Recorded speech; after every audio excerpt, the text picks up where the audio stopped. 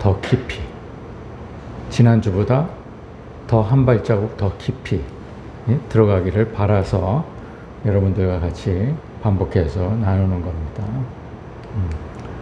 오늘은 우리가 오늘 봉독한 말씀에 대해서 여러분과 같이 나누고 시작하려고 합니다. 바울이 갈라디아 교회에 이런 얘기를 전했어요. 우리가 본래 유대인이 아니요 이방 죄인이 아니로되, 이런 말씀을 합니다. 잘 아시다시피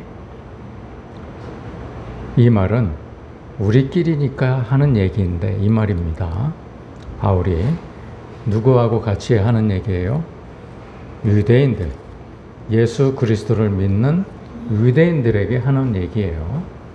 우리끼리니까 하는 얘기인데 이런 말을 합니다. 우리가 누굽니까? 유대인이죠.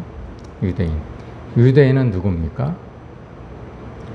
모세오경에 있는 율법만 지키면은 자기네들은 틀림없이 구원의 반열에 들어간다고 믿는 사람들입니다. 그 이상도 그 이하도 아니에요. 그래서 그 무리에서 이탈하지만 않으면, 죽을 때까지 이탈하지만 않으면 자기네들은 그대로 천국으로 간다, 이렇게 생각하는 사람들입니다. 그거를 예수님께서 깨셨죠. 그 관념을 깨러 오신 것입니다. 그들은 365가지의 하지 말라는 율법, 248가지의 하라는 율법, 요 613가지의 율법만 지키면 된다고 생각을 했어요. 그런데 사람이 의롭게 되는 것은, 의로운 사람만 천국에 갑니다. 불의한 사람은 천국에 가지 못해요. 의로운 사람이 누구냐? 죄를 짓지 않는 사람들이에요. 죄를 짓지 않는 사람들이란 누구냐? 하나님과 늘 동행하는 사람을 얘기합니다. 의롭게 되는 것은 율법의 행위로 말미암음이 아니요, 율법의 행위,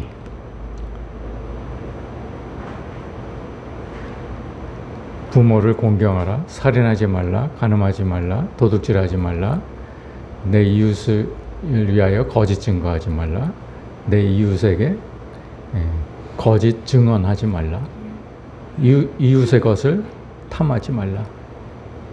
이런 것만 지키면, 613가지의 내용만 지키면 그게 율법의 행위가 되는 거예요. 그런데요, 여러분 자세히 보십시오.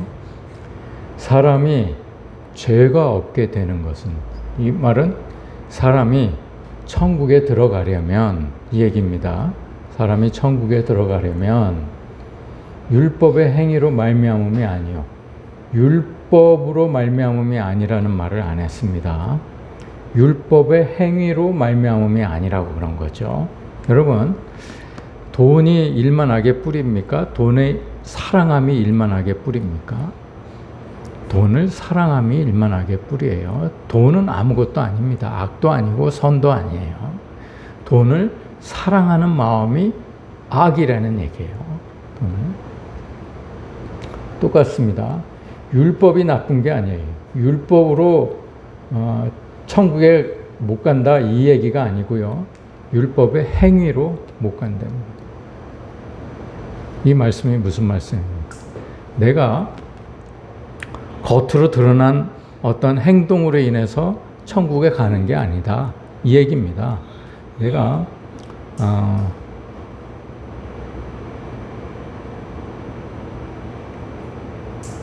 착하게 살고 남을 도와주고 정직하게 살고 이렇게 한다고 해서 천국에 가는 게 아니다, 이 얘기입니다.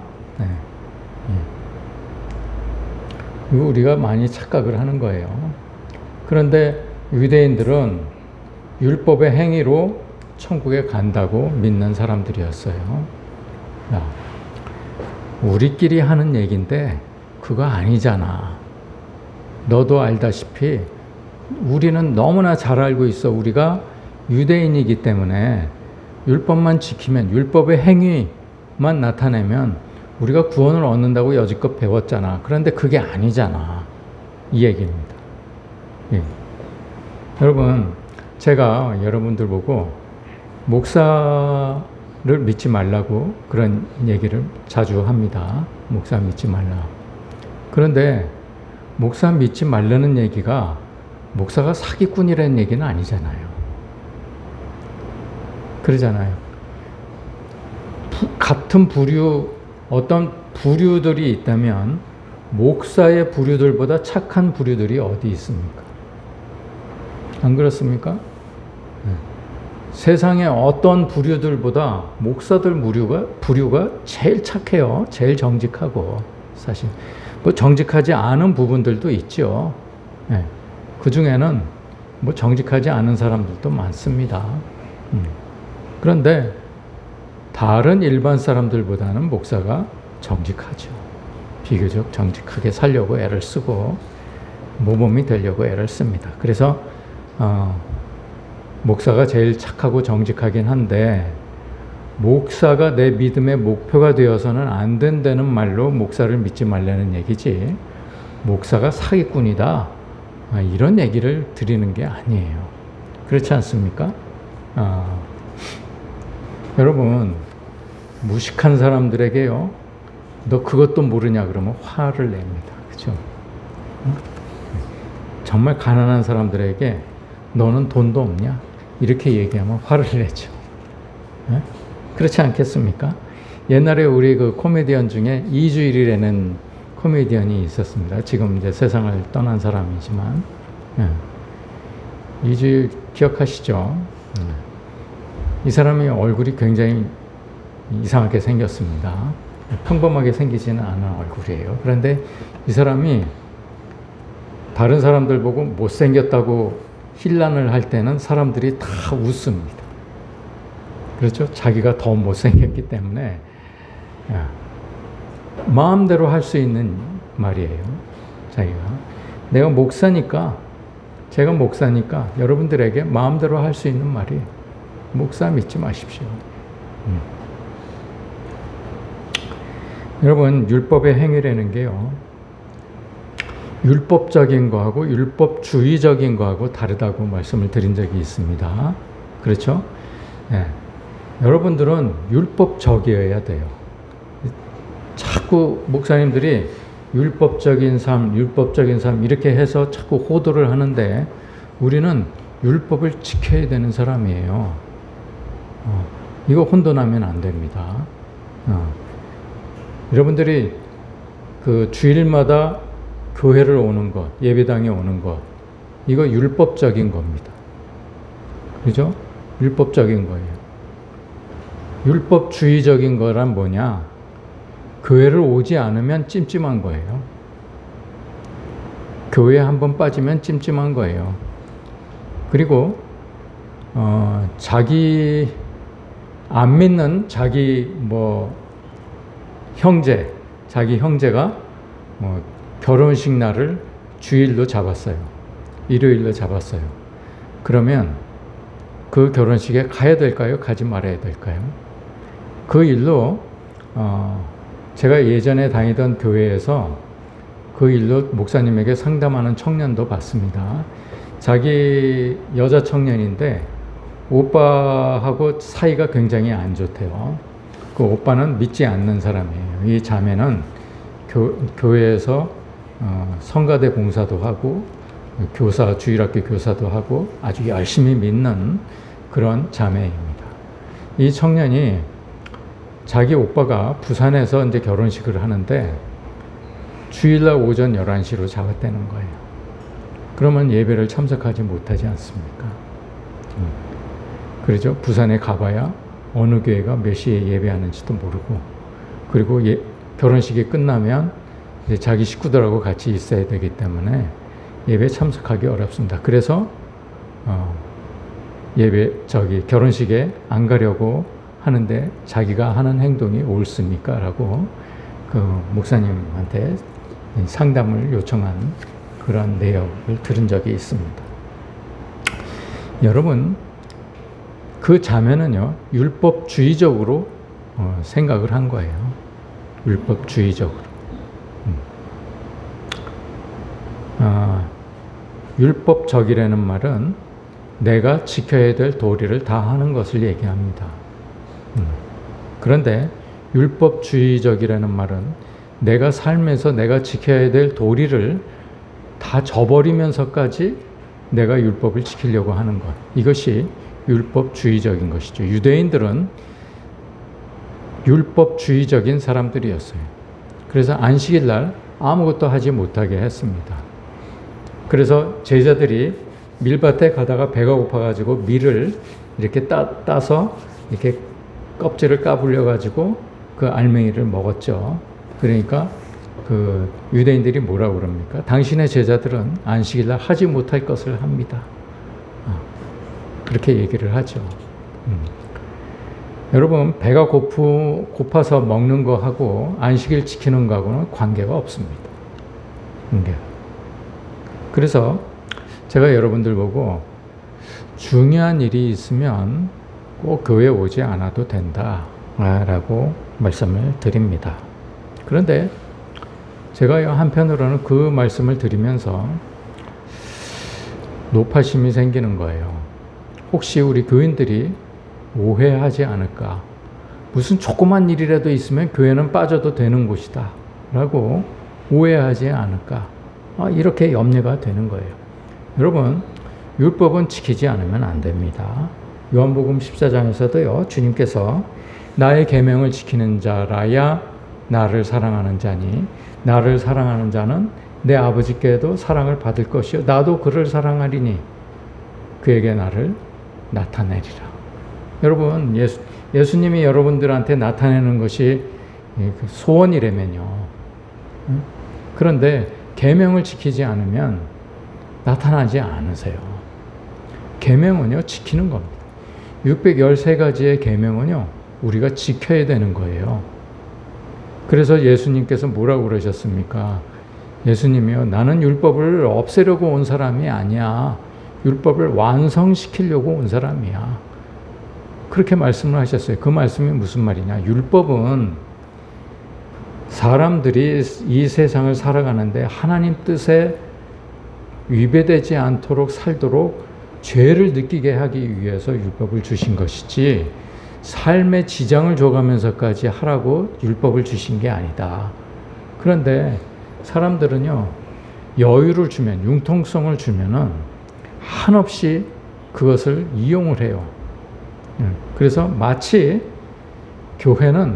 여러분 교회는 중요한 일이 있으면 빠져도 됩니다. 억지로 참석하지는 마세요. 이렇게 얘기를 하면 무슨 조그만 일만 있으면 교회는 빠져도 되는 곳이다. 이렇게 생각을 하게 되는 거예요. 너무 확대 해석을 하는 거예요. 자기 편의적으로 그렇게 생각을 하는 것이죠. 율법은 지키는 겁니다. 요한 1서에서도요, 무엇이든지 구하는 말을 그에게서 받는 이는 그의 계명을 지키고 그 앞에서 기뻐하시는 것을 행함이라. 이렇게 말씀을 하셨어요. 계시록에서도요, 그 7 나팔을 분 다음에 이제 그 용이 쫓겨납니다. 용이 쫓겨나서 용이 분노하여 돌아가서 그 여자의 남은 자손, 곧 하나님의 계명을 지키고 하나님의 계명을 지키는 사람들과 더불어 싸우려고 바다 모래 위에 서 있더라. 여러분 읽으신 기억이 나시죠? 네. 하나님의 계명을 지키는 자들하고 용이 싸우는 겁니다. 그래서 계명은 우리가 지켜야 되는 거예요. 우리는 율법적인 사람이 되어야 됩니다. 다만 율법주의적인 사람이 되어서는 안 된다는 얘기죠. 제가 한때는요, 여러분들한테 내가 잘못 가르치는 것이 아닌가라는 생각이 들어서 여러분들하고 이제 한번 그런 상의를 한번 할까 그런 생각을 했어요. 제가 이제 이런 생각을 한 거죠. 여러분들이 이제 어느 날 성숙해졌다고 제가 판단이 되면 이런 것도 한번 시도를 해볼 텐데, 내가 만약에 다음 주에 교회를 오지 못하는 사정이 생겼어요. 그러면 이게 과연 내가 교회를 빠져도 되는 일인지 아닌지 앞에 나와서 여러분들하고 같이 상의를 하는 겁니다. 그래서 여러분들이 다 인정이 되면 그거는 교회를 빠져도 되는 거예요.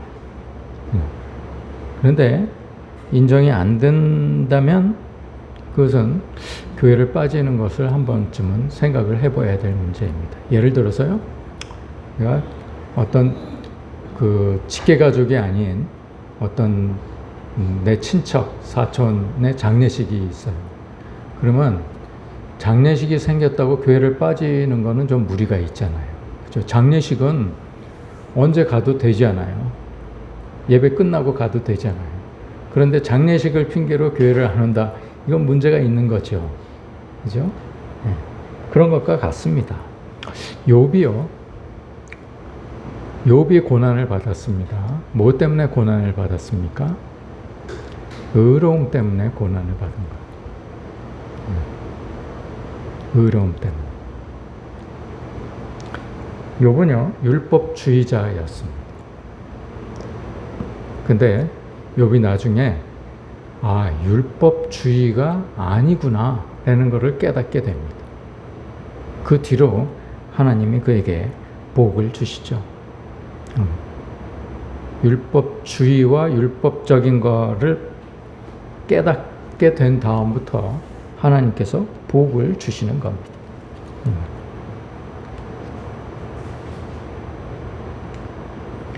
율법의 행위로 말미암음이 아니고 율법의 행위라는 게요, 열매를 얘기합니다. 열매.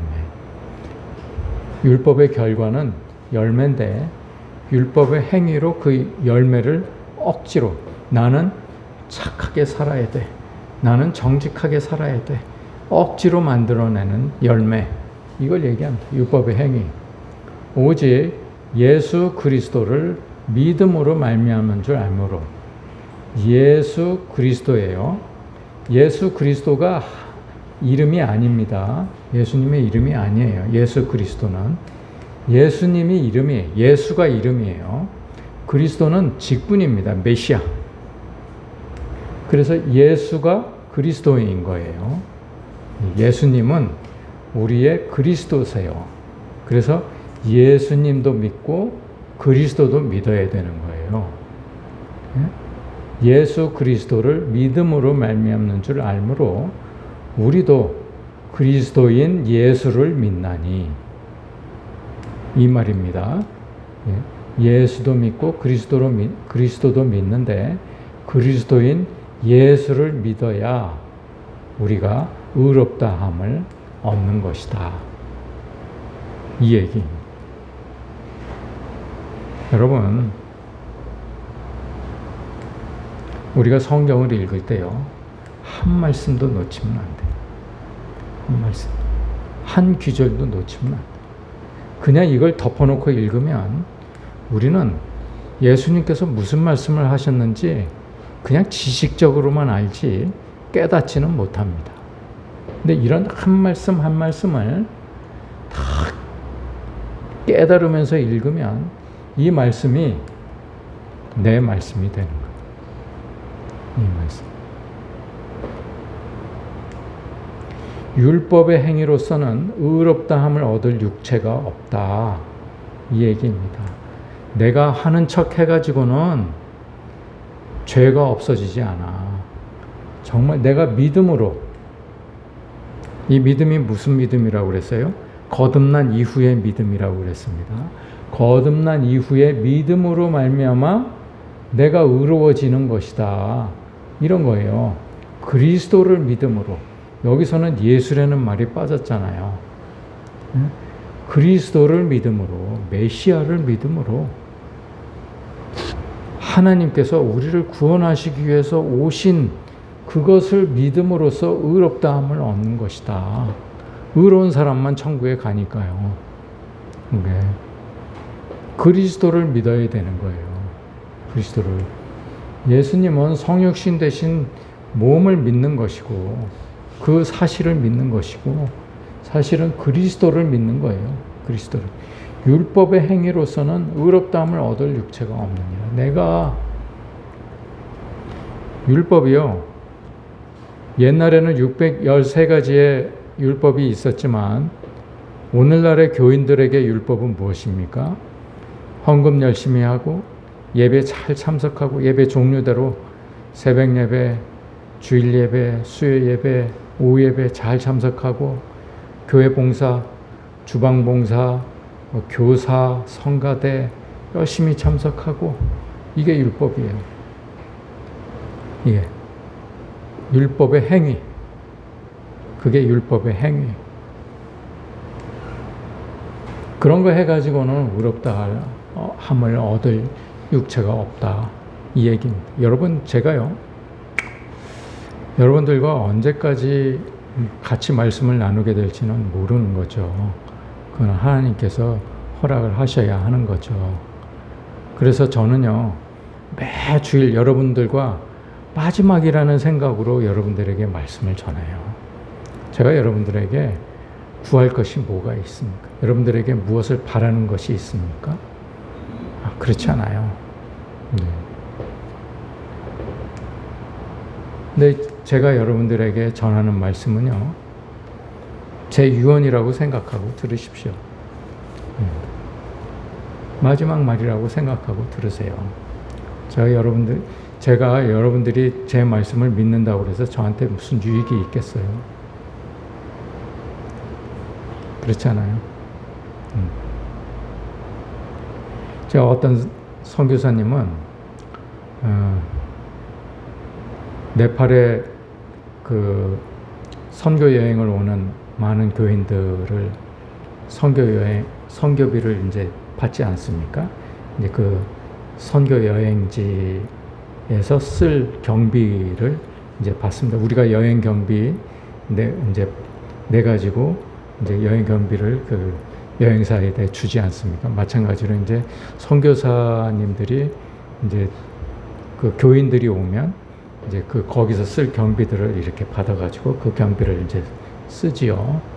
그런데 그 경비를 아껴가지고 자기가 이제 쓰는 선교사님들도 계세요. 그분이 나빠서가 아니고요. 그분은 한 푼이라도 아껴서 선교비를 사용을 해야 되니까 그런 경우가 있죠. 네. 근데 그 돈을 많이 버는 사람들도 있습니다. 그 일로 인해서. 근데 그분이 나쁜 마음이 있어서 그러는 거 아니에요. 네. 그러나 그럼 버려야 될 문제, 그거는 율법주의적인 삶을 사는 사람들에게는 그런 일들이 벌어지는 거예요. 물질 앞에서 무너지는 거죠.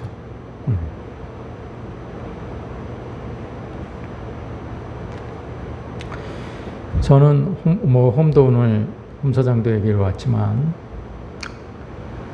10명을 데리고 가든 20명을 데리고 가든 저는 한 푼도 홈에게 받지 않습니다. 그리고 제 여행비까지 한 번도 안 준 적이 한 번도 없어요. 맞나? 제 것까지 다 줍니다. 웬만하면 제 거는 안 줘도 돼요. 그죠? 홈도 받지도 않을 겁니다. 그런데 제 것까지 다 줍니다. 한 번도 돌려받은 적 없어요. 율법적이 되고 싶어서 그러는 거죠. 율법주의적이 아니고 율법적이 되고 싶어서 그런 거예요. 여러분, 그것이요, 무리의 삶에서 교인으로 들어오고 교인의 삶에서 제자가 되는 것입니다. 그 삶이 그런 삶입니다. 여기서 들어올 때마다 내가 육체를 버려야 되는 거예요. 물질을 버려야 되는 거예요. 물질을. 육체의 편한 것, 돈, 이런 것들을 버려야 이 무리에서 교인으로 들어오고 교인에서 또 물질을 또 버려야 제자가 되는 거죠. 제자.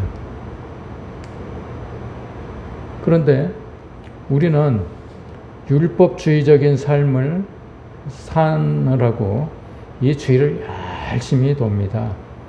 교인들이요, 교인들 율법이 뭐라고 그랬어요? 헌금 열심히 하고 봉사 열심히 하고 프로그램 열심히 참석하는 것이 율법 율법이라고 그러지 않았습니까? 그런데 율법주의적으로 그 일들을 하는 거예요. 헌금 안 하면 찜찜해지고, 마음이 찜찜해지고, 그리고 봉사 안 하면 찜찜해지고, 그래서 열심히 합니다. 아무리 열심히 뛰어보세요. 몸만 지치지 다 제자리입니다. 제자리예요. 이 안으로 들어오지 않으면 절대로 자기 변화는 일어나지 않습니다. 신앙이 뭔지도 몰라요. 이 주위만 열심히 뛰어봐야 그렇습니다. 우리는요, 어떻게 해서든지 이 안으로 들어오려고 애를 써야 되는 거예요. 여러분, 이 화살표가요, 제가 보기에는 너무 넓어요. 너무 넓은 문제. 그렇죠? 여러분들이 안 보이실까봐 이렇게 두껍게 그린 거예요. 사실은 이렇게 그려야 됩니다.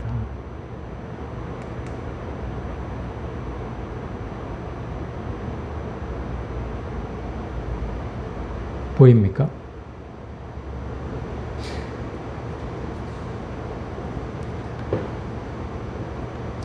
이렇게 이 가는 길이요, 무리에서 교인으로, 교인에서 제자로, 제자에서 성도로 가는 길이 이렇게 좁고 험난해요. 이것도요, 그냥 직선으로 오는 게 아닙니다. 넘어지고 쓰러지고 여러 가지 시행착오를 겪으면서 이리 왔다 방황하기도 하고 이리 왔다 저리 갔다 하면서 겨우 도달을 하는 길이에요. 이 길이 좁은 문, 좁은 길입니다. 여기서 일로 들어오는 문, 이 문이 좁은 문인 거죠. 여기서 일로 들어오는 문, 이게 좁은 문입니다. 이게 좁은 문, 좁은 길을 가야 돼요. 여러분, 그것이 여러분들 신앙생활을 하는 의의가 있는 거예요. 거기에서는. 그렇지 않으면 아무런 의미가 없습니다. 백날 여기를 돌아다녀 봐야 아무리 열심히 몸만 지치죠. 몸만. 아무 소용이 없는 거예요. 여러분, 이거 별거 아닌 그림 같지만 여러분, 굉장히 중요한 그림입니다. 이거 여러분 어디 누가 이렇게 설명을 하시는 분 봤습니까?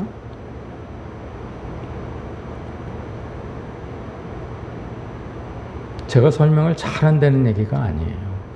이런 진리의 말씀은요, 아무나 할 수 있는 게 아니에요.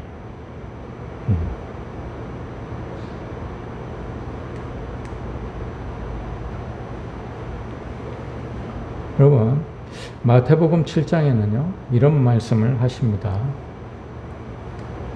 좁은 문으로 들어가라. 좁은 문. 이게 바로 아까 말씀드린 이 문이죠. 좁은 문. 좁은 문으로 들어가라. 멸망으로 인도하는 문은 크고 그 길이 넓어 그리로 들어가는 자가 많고, 이게 멸망으로 인도하는 문이에요. 이게 그 길이 넓어요. 크고 문도 크고 길도 넓어요. 얼마나 쉽습니까? 맨날 봉사 열심히 하고 그렇게만 하면 구원을 받는다는 거예요. 헌금 열심히 내고 봉사 열심히 하고 굉장히 쉬워요. 신앙생활 그렇게 하면은 진짜 쉽습니다. 맨날 하던 대로 쳇바퀴 돌듯이 하는 게 뭐가 그렇게 어려워요. 그렇지 않습니까? 성가대 맨날 하고 그게 어려운 일입니까? 그게 힘든 일입니까? 물론 그것도 안 하는 사람도 있죠. 그거 이제 무리죠. 그거 무리. 그건 아무것도 아닌 사람입니다. 일로 들어와야 되는 거예요. 좌우지가. 어떻게든 성도가 되어야 되는 거예요. 생명으로 인도하는 문은 좁고 길이 협착하게, 그 말이 그 말입니다. 찾는 이가 적음이라. 자, 여러분 잘 보세요. 적음이라는 말의 헬라어 원어는요, 올리고스라는 말을 썼어요. 올리고스. 이거 잘 보셔야 돼요. 그냥 적음이라 적다가 아니에요. 거의 없다. 거의 없다라는. 올리고스라는 말은 거의 없다라는 말이에요. 여러분, 이 안으로 들어오려고 그러는 사람들이요, 거의 없다는 얘기예요. 거의. 그냥 계속 헌금하고, 봉사하고, 프로그램 있으면 열심히 참여하고, 열심히 전속력으로 달려가는 사람들이 이 주의를 아무리 해봐야 변화가 없어요. 그 사람들한테는 아무리 해봐야 변화가 없습니다. 이 안으로 들어오지 않는 이상에는 아무런 변화가 없는 거예요. 그러니까 번아웃 되는 거예요. 자기가 내가 뭘 하느라고 여지껏 그렇게 쫓아다녔는지 모르겠다. 내 돈 써가면서, 내 정력 써가면서, 내가 지혜, 지식 다 써가면서 무슨 짓을 하고 있었는지 모르겠다. 이런 허탈감이 드는 거죠. 이게 계속 이렇게 돌아서 그래요. 자기가 편하게 열심히 신앙생활을 했기 때문에 그런 거죠. 명심하세요. 여러분. 거짓 선지자를 삼가라. 거짓 선지자가 뭡니까? 피스토 프로페데스. 이 사람은요, 위장한 예언자, 종교적인 사기꾼이라는 말인데, 제가 강단에서 여러분들에게 구체적으로 말씀을 드릴 수는 없겠습니다. 거짓 선지자가 누구인지. 제가 거짓 선지자가 누구인지는 말씀을 드리진 않았지만 여러 번 설교를 통해서 여러분들이 판단하시도록 예를 들어서 설명을 드린 바 있어요. 세상에 속한 교회, 하나님께 속한 교회로 두 가지로 나눠서 여러분들에게 설명드린 바 기억하시죠? 삼가라, 프로세코, 조심하라, 경계하라, 이 말이에요. 이걸 하려면요, 여러분들이 말씀의 뜻을 잘 알아야 돼요. 이걸 경계할 줄 알려면, 조심할 줄 알려면 말씀의 뜻을 잘 여러분들이 살펴가면서 읽어야 됩니다. 그들은요, 양의 옷을 입고 너에게 나오나 속에는 노략질하는 일이라. 이 말씀이 뭡니까?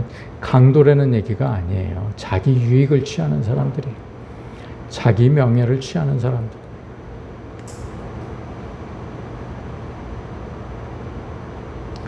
그들의 열매로 그들을 알지니. 그런 사람들한테서 무슨 열매가 맺혀지겠습니까? 무슨 열매가 맺혀진다고 그 사람들에게서 배우겠어요? 맨날 배워봐야 소용없는 거죠. 가시나무에서 포도를 또는 엉겅퀴에서 무화과를 따겠느냐? 좋은 나무는 아름다운 열매를 맺는 법이야. 아름다운 열매는요, 믿음에서 우러난 열매입니다. 믿음에서. 이 열매를 얘기하는 거예요. 이거는 사람이 만든 열매가 아니에요. 내가 만든 열매가 아니에요. 저절로 내 믿음에서 자라난 열매예요. 저절로 맺혀진 열매예요. 이것만 하나님께서 인정을 하시는 거예요. 내가 만든 열매는 하나님께서 인정하지 않으세요. 내가 착하게, 내가 정직하게 해가지고는 절대로 인정하지 않으세요. 그 믿음은 거듭남으로부터 시작하는데, 이게 바로 회개라는 옥토에 뿌려진 씨앗이래야 된다. 이 말씀.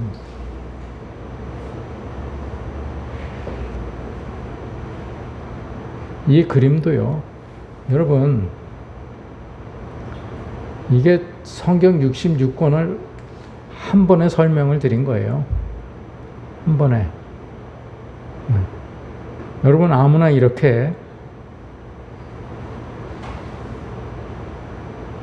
저만 그렇다고 얘기할 수는 없을 것입니다. 이렇게 설명하시는 분들도 계시겠죠. 이거와 비슷하게.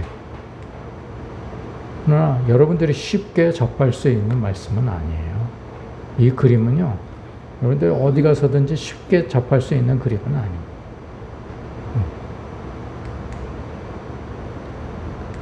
좋은 나무마다 아름다운 열매를 맺고 못된 나무가 나쁜 열매를 맺는. 나쁜 열매는 무엇입니까? 그냥 만들어진 열매라는 거예요. 나쁜 열매는 먹지 못하는 열매. 내가 노력해서 착하게 되고 노력해서 정직한 거, 이런 거를 얘기합니다. 여러분들이 나쁜 열매라고 그래서 꼭 남한테 시기하고 미워하고 불평하고 뭐 거짓말하고 이런 열매가 아니, 그건 열매라고 보기도 어려운 거죠. 우리가 경계해야 될 열매는 착하고 정직하고 선하려고 애를 쓴 열매예요. 내가 저절로 되는 것이지, 그런 열매는 저절로 맺히는 것이지 내가 애를 써가지고 그렇게 맺혀지는 게 아니에요. 이러므로 그들의 열매로 그들을 알리라. 하나님은요, 우리가 어떤 열매를 맺는지 잘 아세요. 이러한 과정을 통해서 맺어진 열매인지 아닌지 우리가 조화를 보면 다 알잖아요. 이게 조화인지 생화인지. 그렇지 않습니까? 만져봐도 알죠. 눈으로 봐도 알고요. 하나님도 잘 아세요. 그만큼 잘 아세요.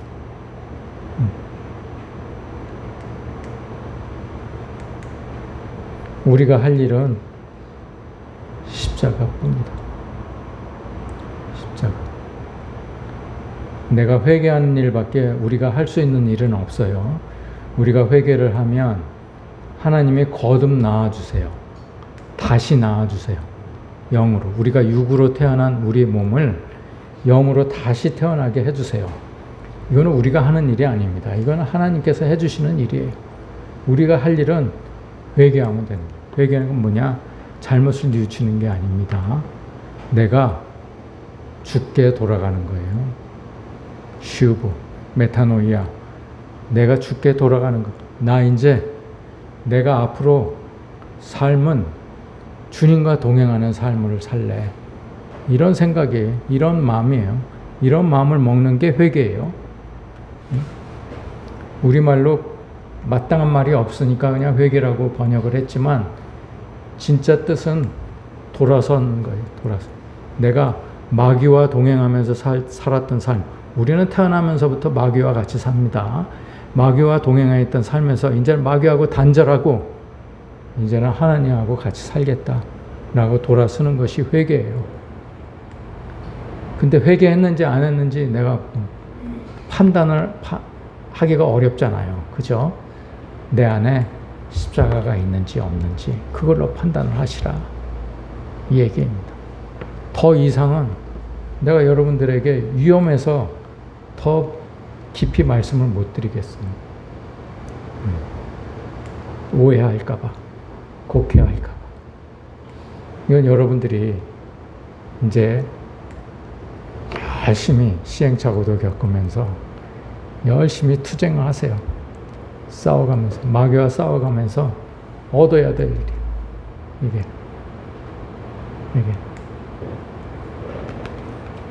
이런 사람들은요, 절대로 내가 물질하고 하나님이 있으면 물질 택하지 않습니다. 하나님을 택하죠.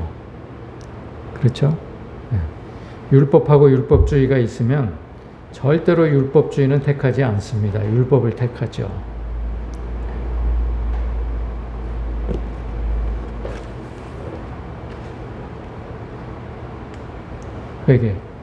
회개하십시오. 제가 여러분들에게 알려드릴 말씀은 이거밖에 없어요.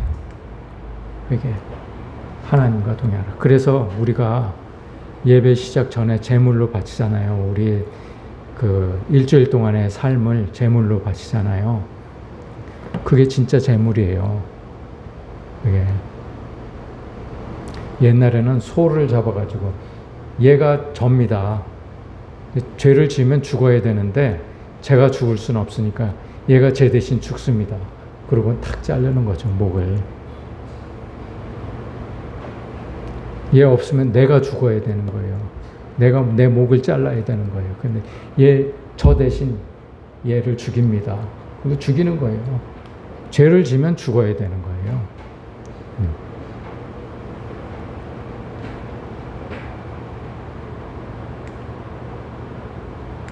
그런데 내가 이 회개를 하게 되면 어느 순간인가 하나님께서 우리를 낳아주세요.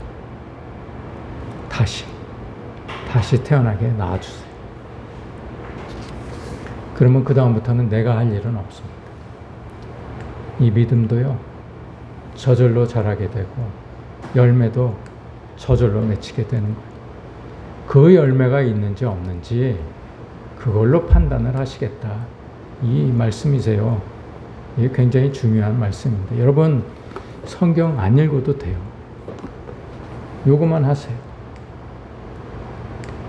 회개만 하세요.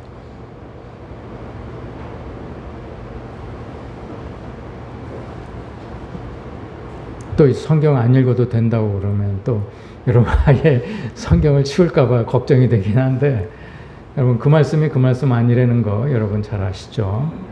자, 회개를 하려면 말씀을 잘 깨달아야 되는 거예요. 말씀을 잘 깨닫고 회개를 하는 거죠.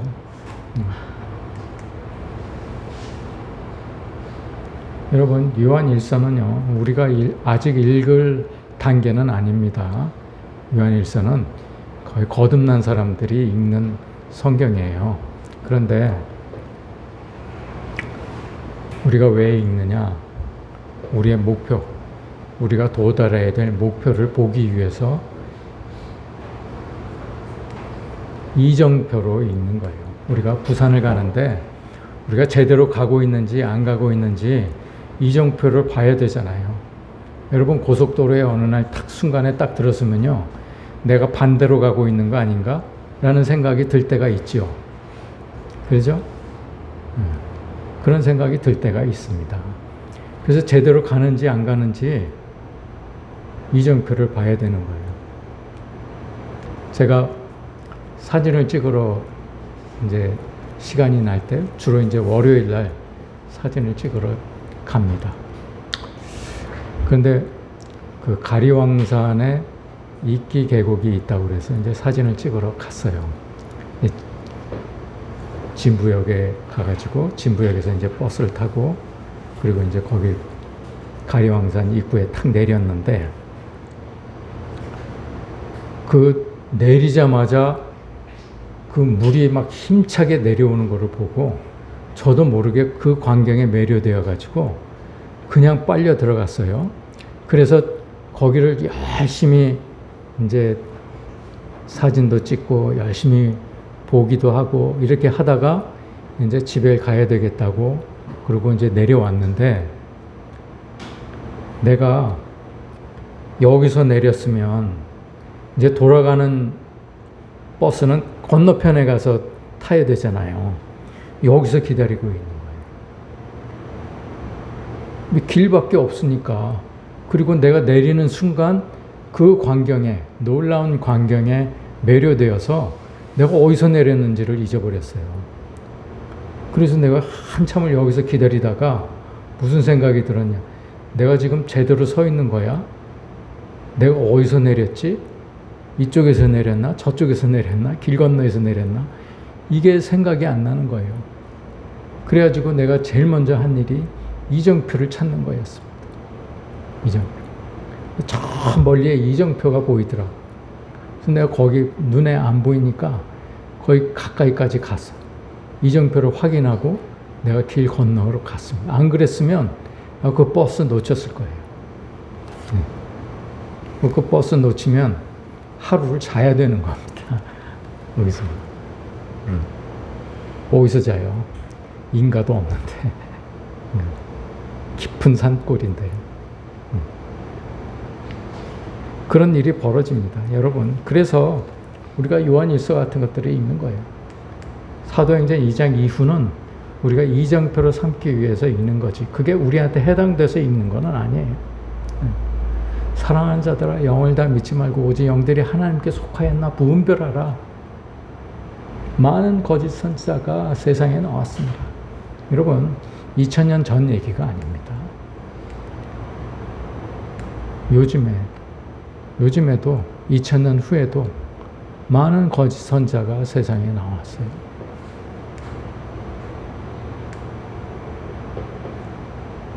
제가 이 거짓 선지자가 안 되기 위해서 참 기도 많이 합니다. 이 거짓 선지자가 될까봐 모르겠어요. 제가 거짓 선지자인지 아닌지 여러분들이 판단하십시오. 이로써 너희가 하나님의 영을 알지니 곧 예수 그리스도께서 육체로 오신 것을 시인하는 영마다 하나님께 속한 것이요. 성육신, 예수님이 몸으로, 하나님이 몸으로 이 땅에 오신 것을 믿는 자마다 하나님께 속한 자라. 이 얘기예요. 그걸 믿지 않는 사람들이 많았어요. 옛날부터 2000년 전에도 영지주의자들이 있어가지고 그걸 믿지 않는 사람들이 많았어요. 그냥 영이 오신 거야. 그래서 예수는 그냥 보통 사람이고 영이 예수 안으로 들어가서 예수님이 그리스도가 된 거야. 이렇게 믿는 사람들이 많았어요. 그러면요, 만약에 그게 사실이라면 예수님이 당한 고난은 우리한테 아무런 의미가 없는 것입니다. 영이 당한 고난이기 때문에 아무 의미가 없는 거예요. 예수님께서 채찍질을 맞고 비난을 당하고 얼굴에 침뱉음을 받아가면서까지 십자가에 달리셨다. 이 사실을 우리가 십자가에 달리신 예수님만 믿으면 안 되고요. 예수님이 오셔가지고 채찍질 받으시고 십자가에 달리신 것까지 전 과정을 다 믿어야 되는 거예요.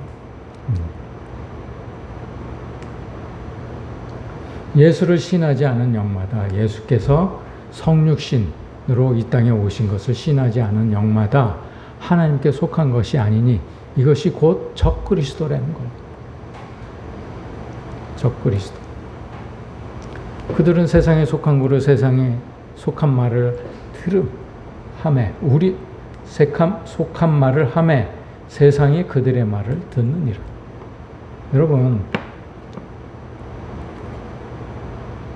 무리에 속한 사람들은요, 무리에 속한 교인들은 세상 말 듣기를 좋아합니다. 여러분, 예수 열심히 믿으십시오. 그러면 여러분들 가정과 여러분들 하는 일에 복을 주실 것입니다. 이것이 세상에 속한 말이에요. 예수님은요, 한 번도 그런 말씀을 하신 적이 없으세요.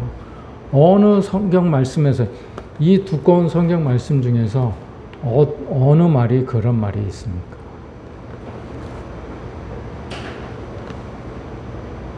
물론 구약에서는 그 비슷한 말이 있어요.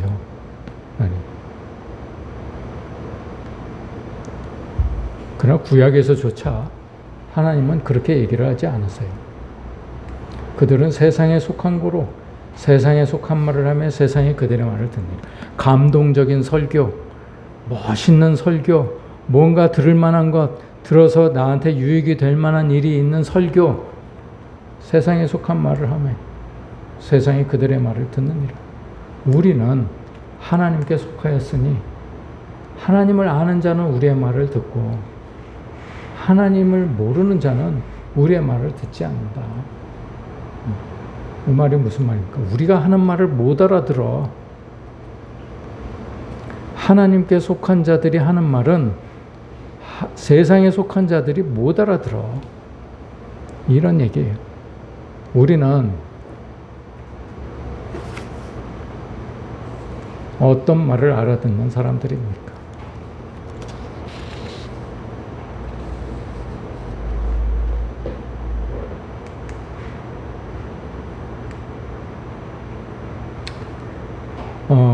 이게 이제 누가복음 13장인데 마태복음 7장하고 거의 같은 시기가 맞춰진다고 그러지 같은 7장 말씀이에요. 그런데 누가복음에서는 이걸 기록했어요. 예수께서 각 마을로 다니사 가르치시며 예루살렘으로 여행하시더니 어떤 사람이 여짜오되 주여 구원을 받는 자가 적으니까 이렇게 묻습니다.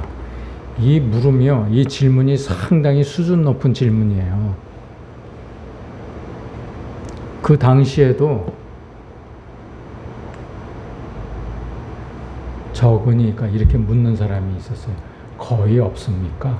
여기도 적힌 게 올리고스예요. 아무나 이런 질문 못 하거든요.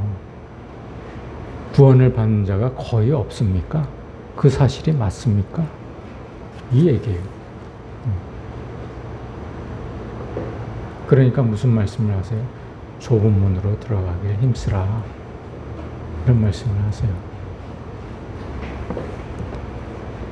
여러분, 모쪼록 한 주간 사시면서 좁은 문으로 들어가기를 힘쓰십시다. 저와 여러분이 그렇게 어렵지만 사람들이 나를 배신하고 사람들이 날 미워하고 사람들이 날 불평하고 해도 내가 그걸 이겨내지 마세요. 이겨내지 마시고 나를 부인하면 내가 그 말이 잊혀집니다. 사람들이 나를 아무리 배반을 하고 해도 그 사실이 나에게서 잊혀지는 거예요. 다만 내가 하나님과 함께 하면 되는 것이요. 하나님을 떠나지 마십시오. 한 주간 사시면서 하나님을 떠나지 않는 삶을 통해 하나님께서 여러분들에게 주시는 큰 은혜를 경험하시는 그런 한 주간 되시기를 간절히 소원합니다.